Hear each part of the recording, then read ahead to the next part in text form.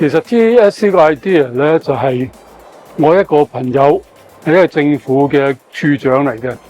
佢就每年咧原來都去Tokyo 睇呢個 show 嘅。咁我舊年見到佢，咁佢話俾我聽，咁我覺得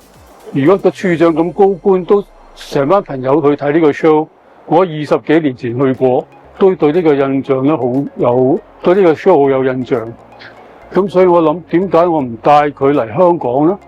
既然咁多香港人都去啦，咁帶你嚟香港，咁應該對香港有好處，同埋對香港嘅旅遊業都有好處啦。咁我就開始咧就揾人聯絡TAS， 咁就我哋揾到嗰邊嘅聯絡人啦。咁原來佢係一間家族公司做 control 嘅，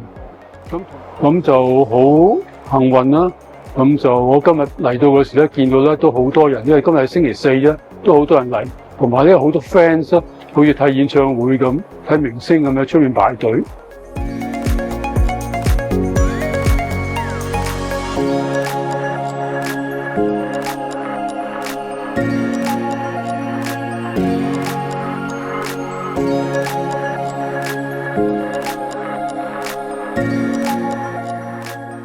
我開車音樂絕對係好緊要，我平時我日常嘅生活咧，音樂都係好重要嘅。我好早買車嘅時候，我已經係改好多音響㗎啦，例如裝好多 equalizer time delay 嗰啲機嘅。咁尤其是係疫情嗰時啦，因為疫情嗰度去好多地方都唔方便，我更加覺得喺個車裏面聽音樂咧，係我自己一個嘅 small world， 自己一個世界咁樣。咁我平時朝早揸車啦，